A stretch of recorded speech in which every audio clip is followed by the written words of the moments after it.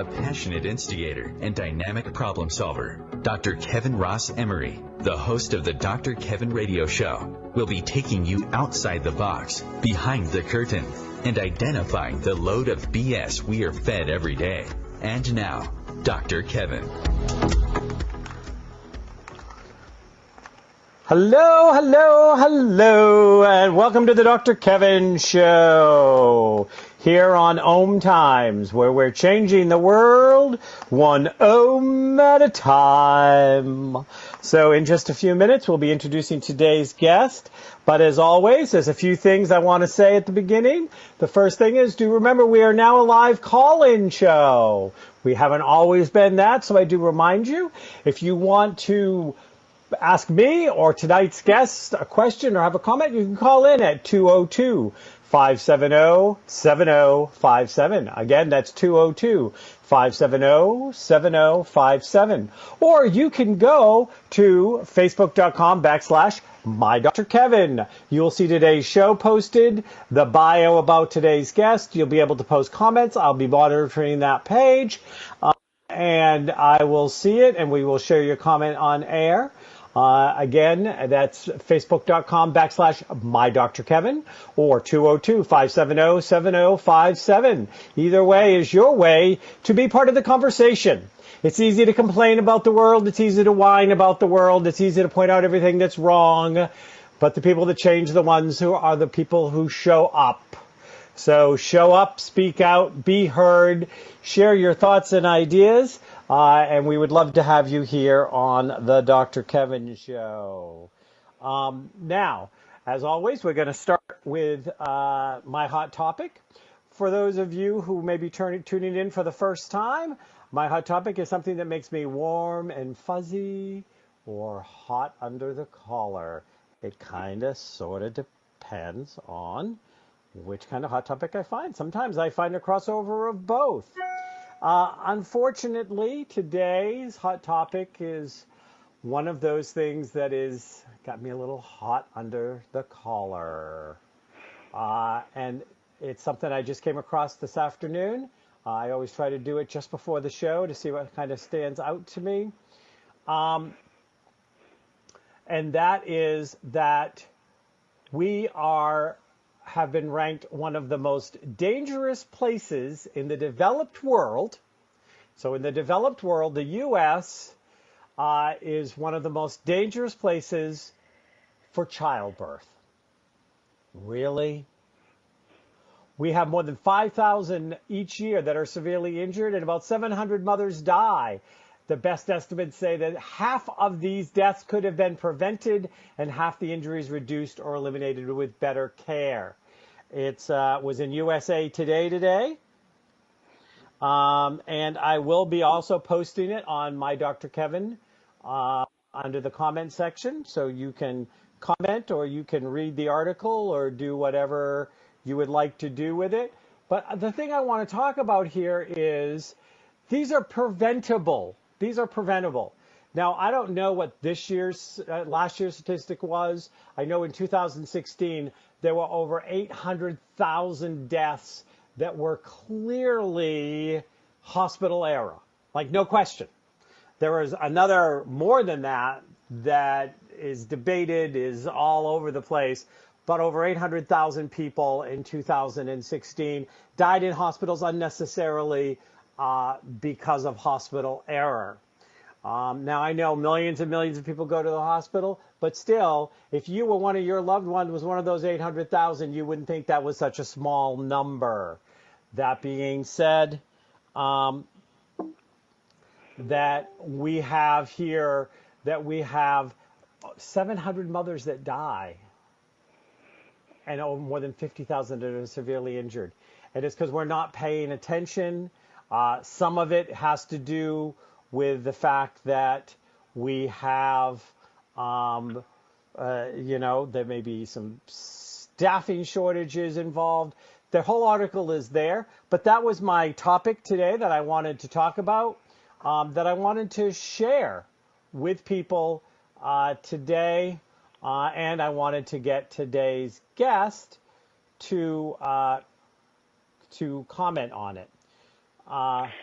So let me introduce today's guest. Today's guest is Revita Shiri-Horowitz.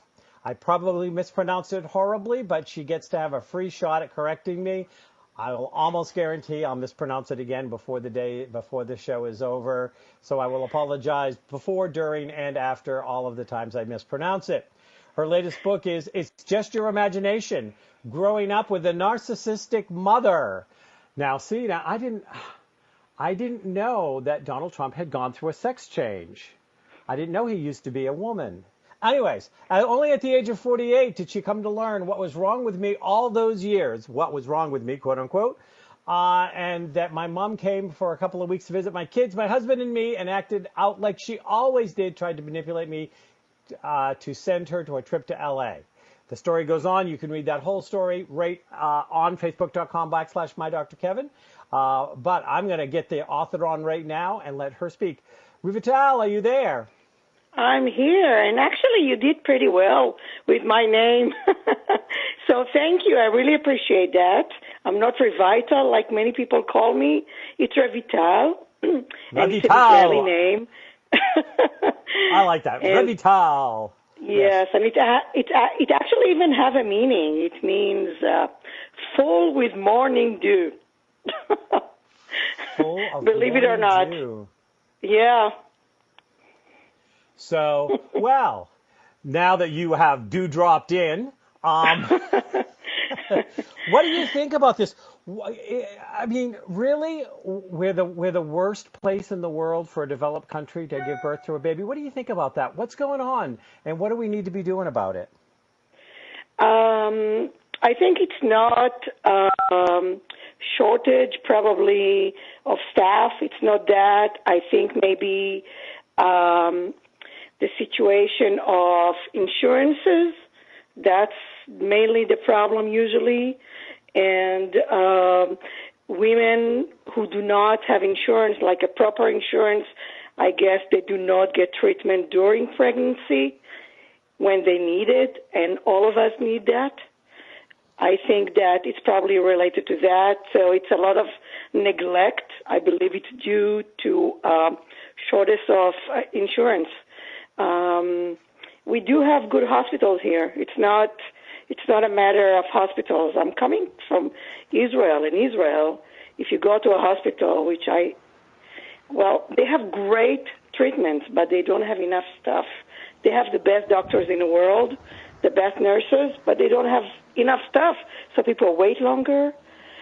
Service is bad, but eventually you'll get the best medical help you need if you go there and you get sick or something like that. So I don't think it's related to that. If you can stay alive long enough, you're doing good because you got some great staff. You just have to hold on until they get there. Well, if it's an emergency, they'll treat you immediately. If it is an emergency, they will treat you immediately. They won't let you die. Part of this was they know what to do, but they're not doing it. I mean, and you didn't get a chance to read the article. I know that's unfair. I just found this article probably less than an hour ago as I kind of ferret out things I want to share with my audience and have conversations about. And these are important conversations. I mean, these are very important conversations. There are babies dying, there are mothers dying, and it's because they're not taking the time to follow through the proper procedures. They're in such a hurry. And you said insurance companies, you're only allowed to keep them so long unless you have a provable condition, and they ship them out so quickly now. And, and these mothers go home and then they come back. One came back because when she left, she got home, she was eager. She came back, and while she was waiting in the waiting room, she had a stride, leaving her husband with 3 small children to raise by himself. I mean, it's just heart-wrenching. And the thing is, where is the accountability?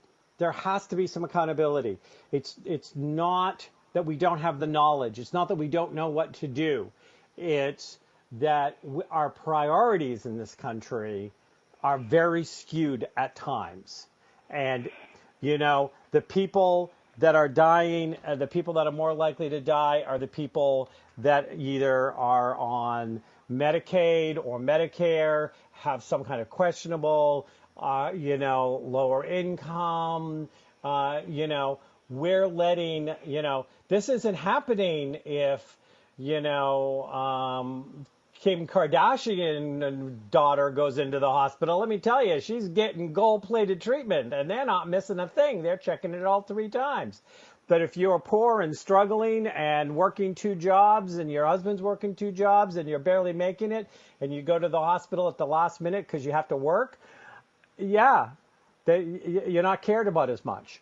And I think that's something dramatically wrong with this country that we have to look at, that we value people based on fame, athletic ability, and looks, instead of seeing all people are equal. Exactly. Every life. I agree with you. What I'm saying is also those women are not being taken care of during pregnancy. They have like 24 hours max in the hospital, which does not make sense.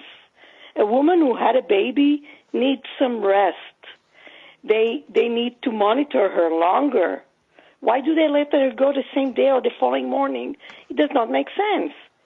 Leave her in the hospital for an extra day just so she can rest and go back to her family and help and raise her kids. And if she has another kid at home, she will have to take care of everybody the same day. This is not okay. No, it's not okay. And like I said, I think that it is the sign of a really skewed set of values. We have so many people in this country that preach values, values, values. But boy, those values go away when they want when they want to have they have to ask to open up their wallet and support those values by taking care of people who have less. Boy, those values get awfully quiet when it comes time to say, hey, let's take care of the poor. Let's take care of people who have less advantages and have to struggle more for less. So anyways, moving right along. Revita. I love that name. I really do. I'm enjoying saying it. The rest of it, I'm not sure. But anyways, I get the Horowitz I can get down. The middle part, sure, sorry. Anyways, our first, you're the author of multiple books. We are, and so, in the Dr. Kevin Show, I'm going to get ready to ask you your first question. And you can do whatever you want with the question, which is, where do you want to take my listeners outside the box? Where do you want to stretch their comfort zones? Where do you want to inform, educate them? It's all you now. Definitely. There are 2 subjects that I would like to inform our readers, I'm used to readers, listeners. One subject is about my 3rd book. It's called Just Your Imagination, which you already mentioned, and it deals with daughters of narcissistic mothers. So I think that the subject on narcissism, and we joke about it, and we joke about Trump, and we joke about other stuff, but how many of us really understand how it feels, what it is, and how narcissism impacts our lives forever if we grew up with narcissistic parents? And how does this affect us in the long run? So the very first thing that I want to ask you about this subject, Revita, is, there's a lot of talk that our current president qualifies as a narcissist and all the check boxes. And I'm not asking you to comment on that unless you want to. I'm not trying to make this show political. But that word has become very, very popular in the last 18 to 24 months. I hear it more than I'd heard it for the 5 years before then. So I'd like you to start by giving the listeners a really good definition of a narcissist, that instead of all of the quick hit ones that we get now that people are saying that we have one in the Oval Office. Can you do that for me? Sure. Sure. So it came from the Greek mythology, right? You know that. Yep. It's about Narcissus who fell in love with itself, I would say, looking at the lake and seeing itself in the lake.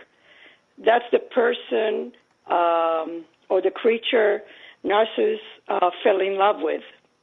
So narcissism is related to that, and this is where the word came from. But narcissistic people are people who are not able to be empathic. They are not able and capable of loving anyone. They are not able to define boundaries. They are focused on themselves, and whatever happens to other people who does not relate to them doesn't bother them.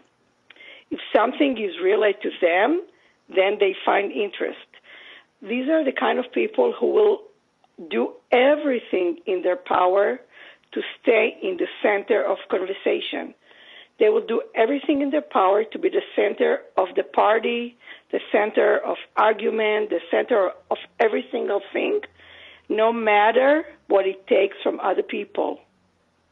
They will manipulate everybody around them to do whatever they want to do. They will manipulate everybody. In my case, I can give you an example, like my mother, okay? She still tries to manipulate people to hate me, although I didn't do anything bad but writing my story. But she, in her eyes, is either I'm with her or I'm against her.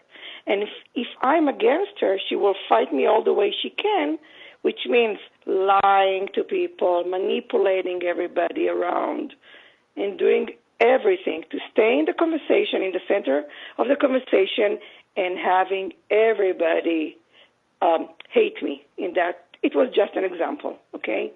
But I think this is what actually defines narcissistic people.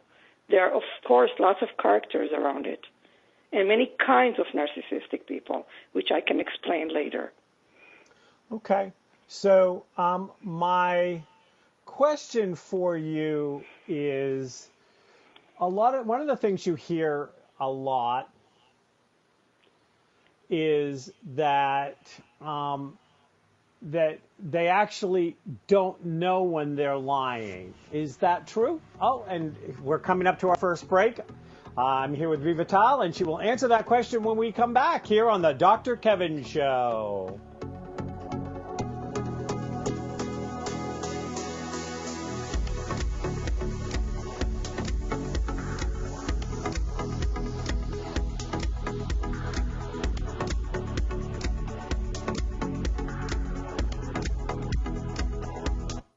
Conscious media for conscious minds. OMTimes. Have you ever wondered how to change your love paradigm? The secret key is finding a love partnership, not just a regular connection. How do you find these? Through conscious relationships. Ascending Hearts Dating is a dating site for people like you that believes in second chances and a different type of spiritual connection. Try Ascending Hearts for free today at ascendinghearts.com and change your love paradigm. Ascending Hearts, the premier dating community for the spiritually awake. Tune in to the Practical Intuitive, Mind, Body, Spirit for the Real World with me, host Robin Fritz, Mondays at 2 p.m. Pacific, 5 Eastern. I'll cover personal and business intuition, animal communication, mediumship, space clearing, past life regression, shamanic insights, energy healing, soul choice, and more, all to help you tap your own intuitive and healing skills. No ifs, ands, or buts. Mother, Mother Ocean. Hi, I'm Jimmy Buffett. West Indian manatees are one of the most unique animals on Earth, and we're still finding out so many new things about them. But manatees are endangered, and many of them are killed or injured each year because of watercraft collisions or other human activities. You can help save these gentle marine mammals. For free tips on what you can do, call Save the Manatee Club at 1-800-432-JOIN. Thank you.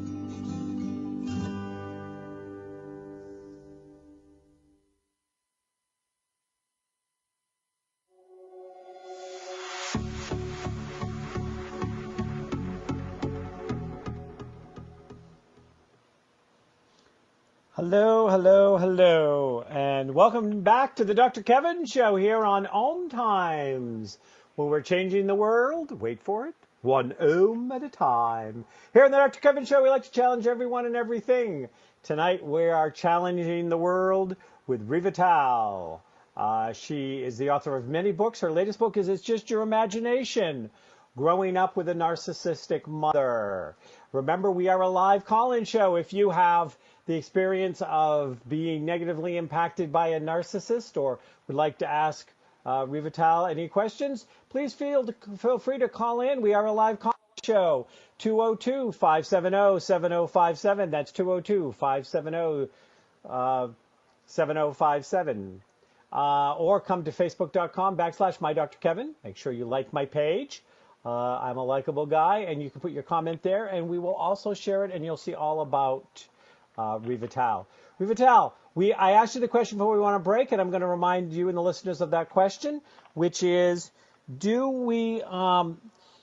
it true that narcissistic people don't know when they're lying? I don't know if they don't look, if they don't really know when they're lying, and if they're lying. I think it came to such a habit for them to lie all the time. All the time. They lie about everything and all the time. It doesn't matter. For example, if they want to get some service from somebody, and this person will give them the service anyways, they will lie and manipulate and make a story about something just to get that service, although they will get that service anyways. So I have no idea where it is falling under understanding what they're doing or just do not caring about the fact that they're lying constantly. Yeah, I mean, part of what I've heard, and I'm very familiar with the subject, but I don't assume that my listeners are. So, Okay. I'm always asking questions from my listeners as well. But is that in order to keep their perception of them as the center of the universe and everything being all about them, and that they actually sometimes don't know it's a lie because the truth wouldn't add up to how they perceive themselves. And that's when they're most likely to lie, if telling the truth is going to make them look like less than they see themselves in their mind. Would you say that was true of your mother growing up? This is, I think, one side of it, but the other side is they will do everything in their power to stay in the center of conversation. They will do everything in their power to get what they want. They will do everything in their power to manipulate everybody around them so they can be the center of everything. So how would somebody know why they're lying, how they're lying, whether they're going to lie? Those kind of people just assume that they lie to you every single time. Every single time they talk to you, they lie to you. So if you don't want to be lied, just stay away from those people. Don't be near them. Even if they're your own family, don't be near those people. They're poison. Okay, so let's move on to the next question we like to ask. I like to ask my guests here on the Dr. Kevin Show, which is and it can be about narcissism, it can be about your own upbringing, your own story, or it can be about the price of tea in China. I don't care. Which is, where would you like to take the listeners behind the curtain? So there's a little quiz here. It's a movie quiz. Oh, wow, my goodness. So do you know what movie this came from? Ignore the man behind the curtain. I have no idea.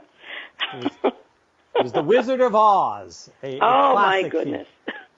Anyways, so it's that moment when Toto, I always love the fact that it was the dog, discovered that the wizard, who was probably a narcissist, was really just a shyster whose balloon got lost from Kansas. And so a lot of times we get presented things and we don't get presented the truth. We get presented what people want us to see. And so I'd like you to expose my listeners to a truth that you think is probably not very well represented these days. Okay. Can I go politics? You can do anything you want. You can do whatever you want. Okay, I want to say something about Israel. Okay. The truth about the Gaza and Israel situation is that Gaza has a border with Egypt. I think that not many people knows that. And when Israel is in charge of giving them electricity, giving them medication, handing them every single thing they need, including oil, which actually was brought to them lately by the Egyptians, and instead of giving it to the people, it was donated to them, they sold it to their own people. So as Israel is their enemy, Israel gives them lots of things that they need. They also give them building materials, which they use to build underground tunnels in order to make terrorist attacks on Israel. They dig the tunnels. They dig them deep into the border area with Israel, inside Israel, to try and get to the places that are located on the border and try and make a terror attack there. So this is the truth of what I want to say for today. Okay.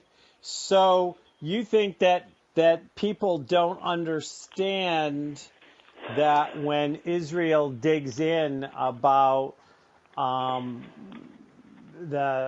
Gaza, that people know the full picture of what's really going on there. Exactly. They don't even know what the map looks like. They don't know that Israel gave Gaza the area. I mean, Israel invaded Gaza in 1967 when the Egyptians actually tried to, there was a war, 67 war, and Israel tried to, and Egypt invaded Israel from the south, and when Israel protected it, it invaded Gaza. Gaza belonged to Israel for about 40 years, I think, I would say. And then Israel withdrawn from Gaza to let Gaza just be.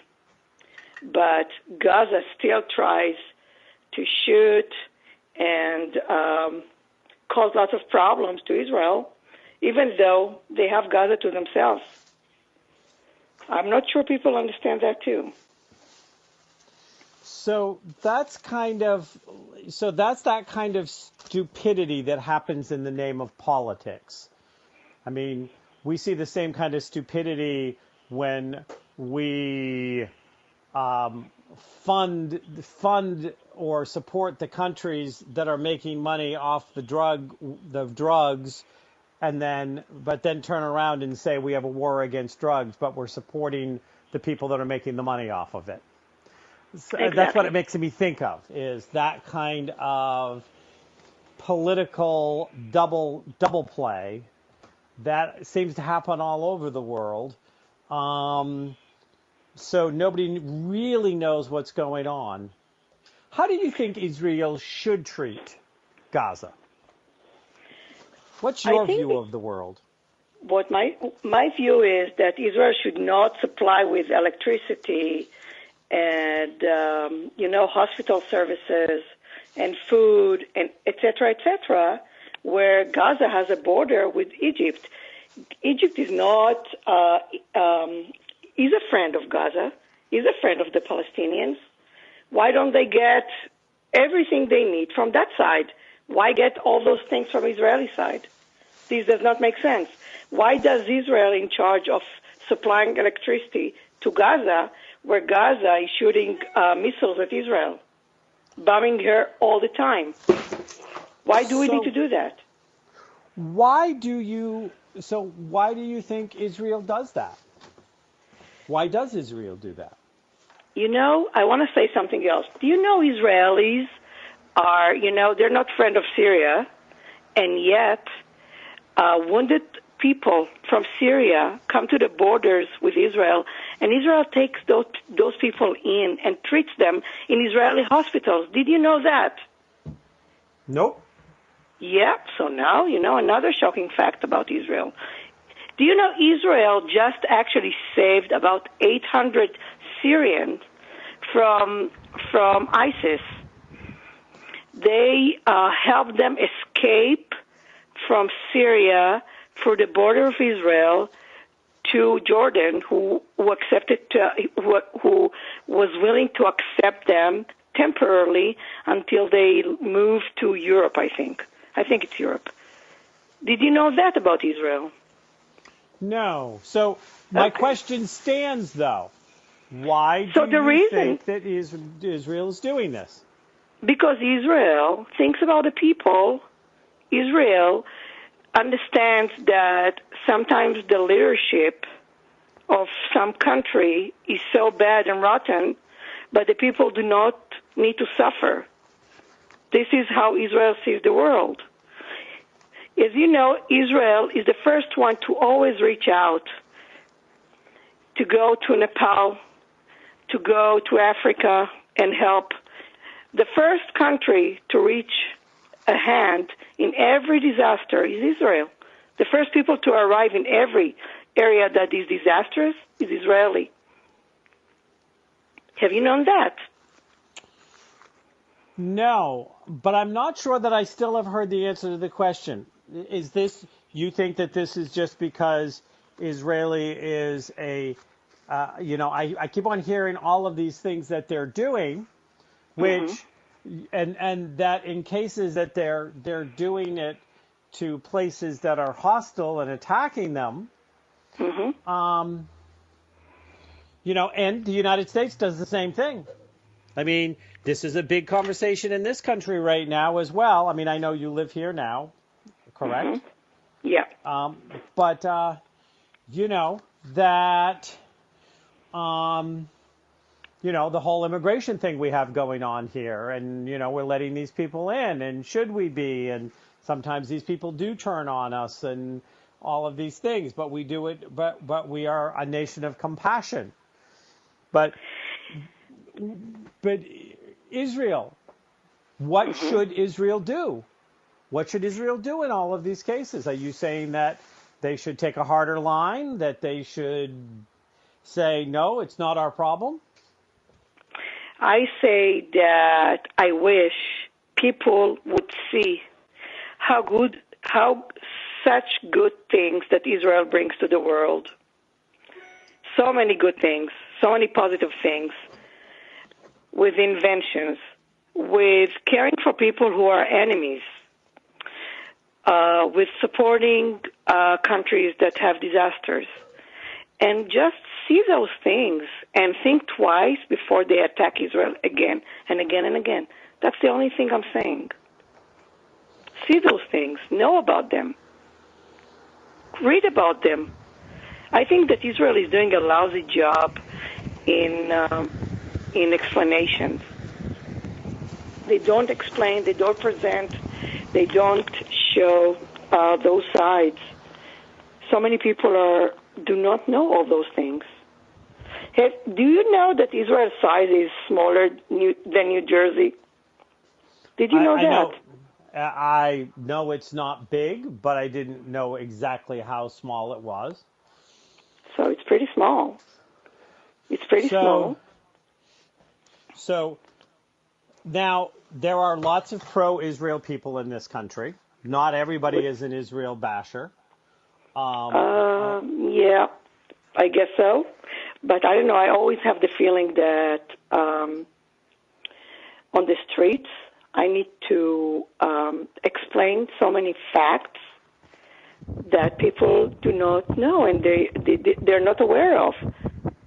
It's not that I think that in this country lots of people, are against Israel, but I think that there are so many things that people on the street do not know about Israel.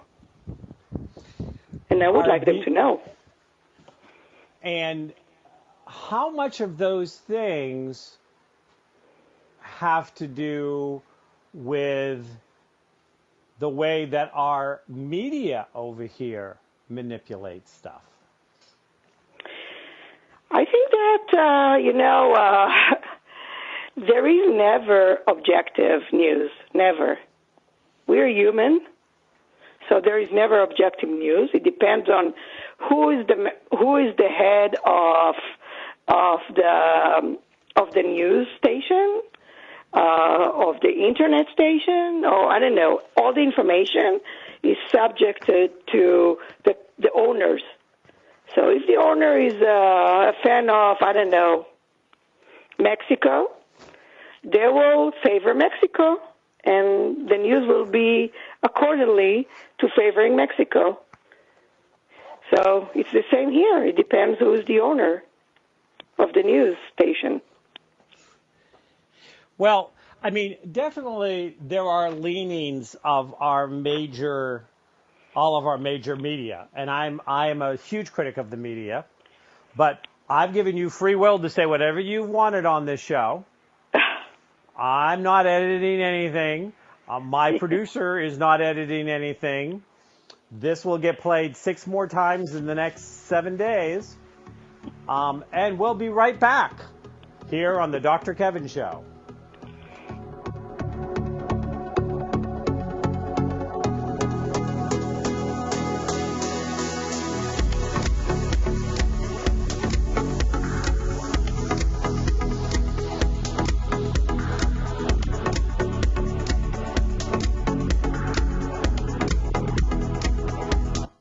The Real Conscious Connection. OMTimes Radio. IOM FM. The number one reason girls drop out of school in sub-Saharan Africa is lack of access to feminine hygiene products. The Pads for Schoolgirls Project, an outreach of Humanity Healing International, is changing this paradigm by setting up sewing programs at schools, teaching girls a vocational skill, while producing the reusable pads that help keep them attending classes. The girls pay it forward by making and giving pad kits to other girls in need. To learn more, visit humanityhealing.org. Humanity Healing is where your heart is. Hi, I'm Kelly Fox, host and astrologer of The Astrology Show. Each week, I'll give you access to the current transits, which are a valuable tool that provide astrological information to help unlock the potential each of us has. Understanding the stars can help steer us in the right direction to make better informed choices. So if you're wondering what's going to happen in your week ahead, be sure to tune in to The Astrology Show for guidance, Mondays at 9 p.m. Eastern Time. This is why you work so hard to pay the mortgage. Because home is more than 4 walls and a roof. It's that porch swing on a summer evening. It's everybody over for Sunday dinner, and your family sleeping in their own beds at night. Making Home Affordable is a free government resource that can make paying the mortgage easier. Call 888-995-HOPE or visit makinghomeaffordable.gov. Good night, Mama. This is why. Brought to you by the U.S. Treasury, HUD, and the Ad Council.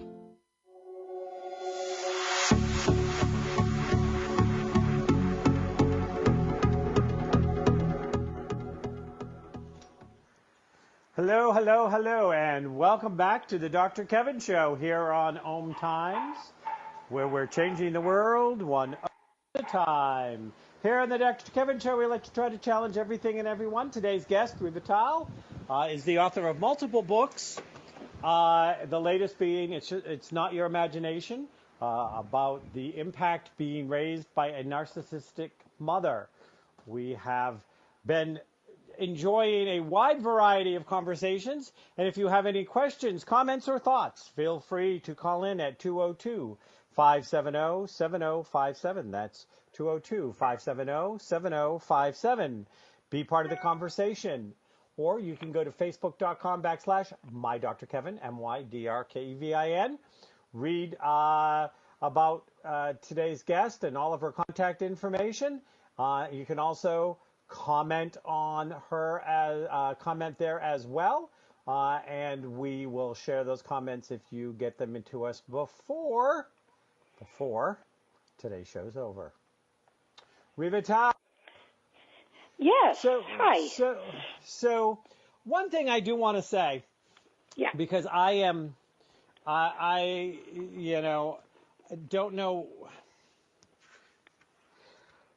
don't pretend to understand all of the conflict of that part of the world, but I do know that it has been a conflicted area. I also know that there are many people that no matter which way they turn to pray or which knee they go down on bend or which god they turn to or goddess, that they are just part of the human race, and none are all bad and none are all good.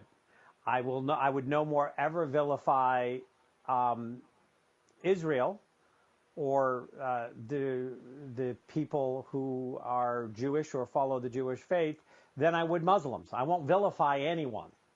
If Israel is handing tools so the country beside it can attack it, it sounds like they may need to take an IQ test. So there's got to be something more going on. I would have to say we have to follow the money. There's a lot that goes on in this country that if you look at it is pretty stupid on the surface, but if you look who's making a lot of money off of it, you go, that's what's going on. So again, I'm a big fan of Israel. I'm a big fan of the Jewish state. I'm a big fan and have always felt very drawn to Judaism in actuality. But nobody is all the bad guy, and nobody gets vilified on this show as the bad guy. There is a bad guy. There is a bad guy in that story, and it's terror organizations. They're the bad guys. It's not the people who live in Gaza. It's the Hamas who controls them. They're definitely the bad guys because they do not think on about those people. They don't care about them. We speak about narcissism. This is narcissism.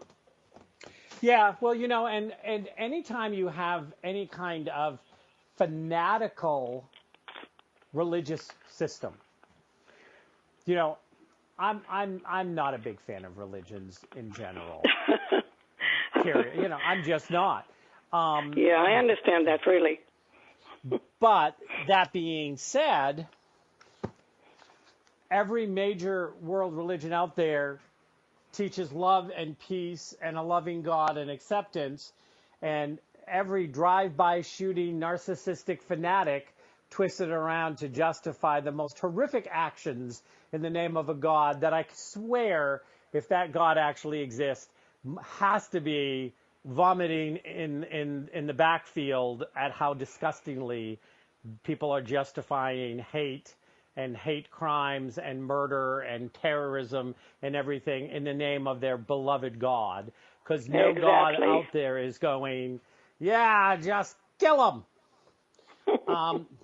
So all of that being said, because I just wanted to, the people are the ones who suffer. The everyday people who just want to go home and make dinner for their family and feel like they're safe and they want to provide. And they're the ones that become the victims of all of this power-mongering fanaticism and hate.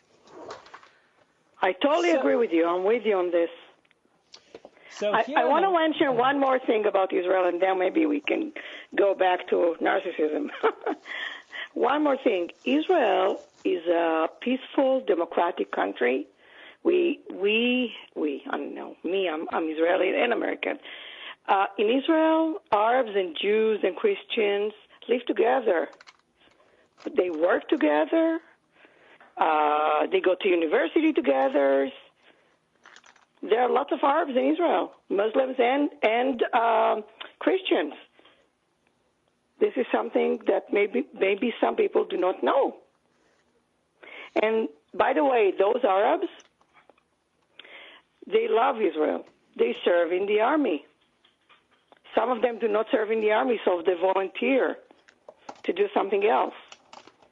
But Jews and Arabs and Christian lives together side by side in Israel. There is a guy, I don't know if you've run across it, and I'm probably not going to be able to find it.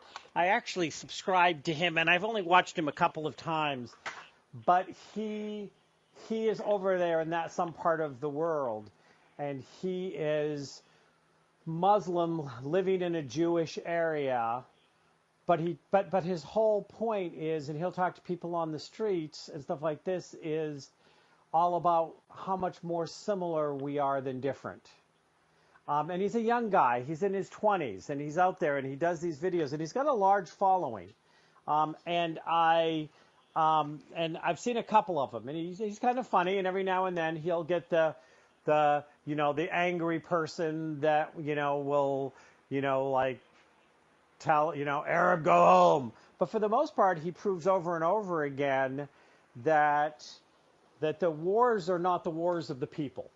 So, like I said, I wish I could remember his name.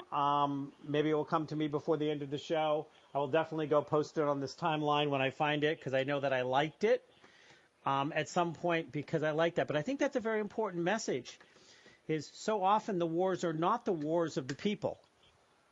They are the wars of the politicians. I agree with you. Totally agree with you. And the people pay the price for them. And it's sad, because the people that pay the biggest price for them are usually the women and the children. Definitely. I agree with you 100%. So now moving right along. So we are now in our last segment of the Dr. Kevin Show. And here is where you get to really take the gloves off, because you've been so well behaved to date. And that's what we love on the Dr. Kevin Show. I get honest nervous conversation in love. Nope. This is the segment that we call What a Load of Crap. And it's what you think, anything that you think that's going on in this world today that's a load of crap that you just want to get off your chest and share with people to let them know the truth of it. I think you've already done some of that, so I'm going to ask you to try to find a different subject to do that about. But what load of crap do you want to share with the listeners, thinking they might not know what a load of crap it is? Okay, so I have something. It's not a bomb. Surprise!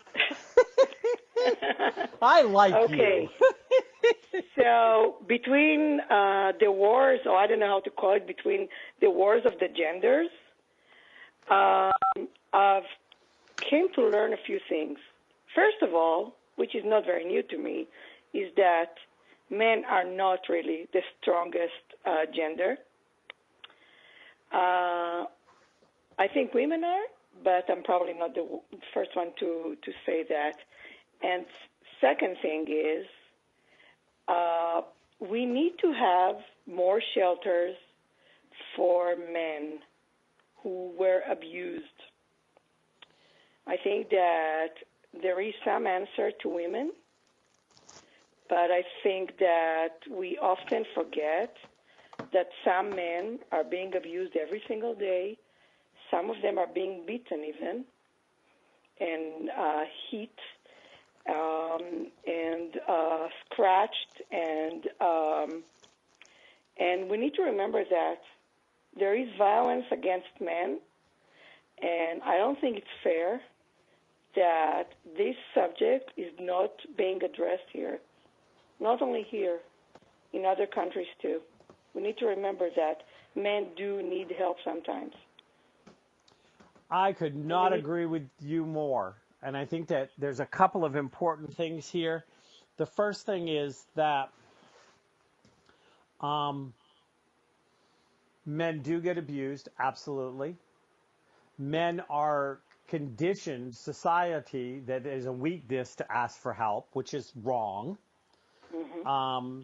Your indigenous cultures, your old indigenous cultures didn't teach that.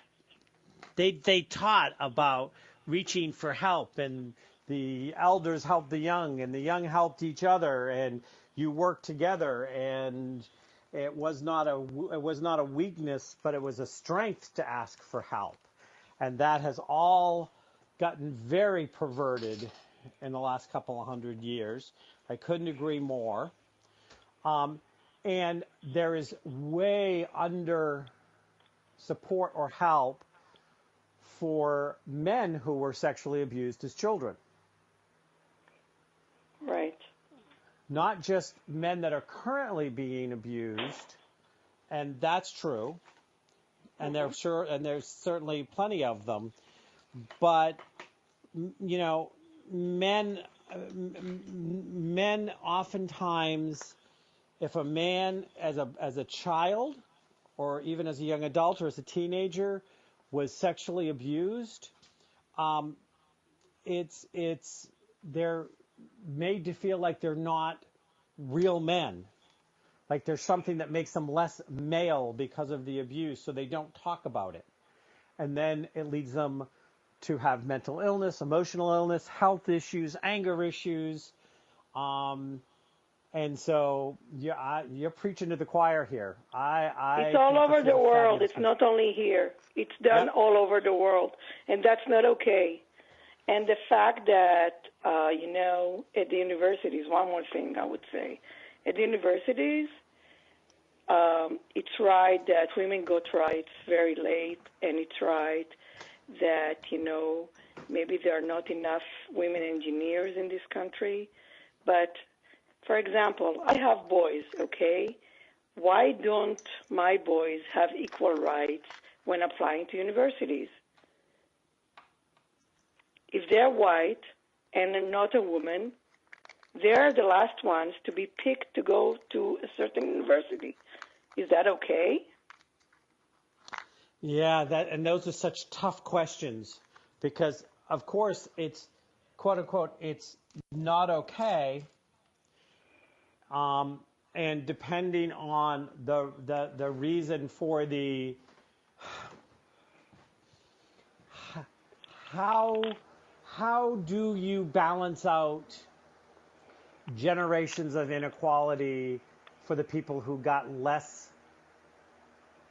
education, less benefits, struggled more to get less?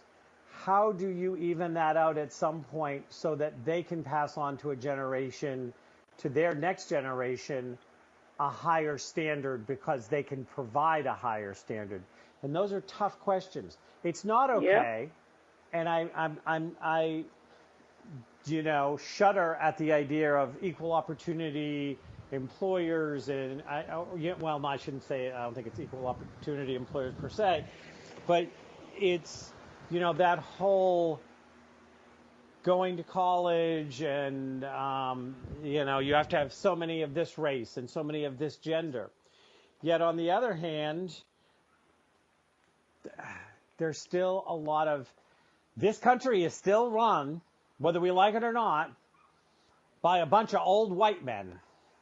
This is true, but it's going to change in time. I believe in that.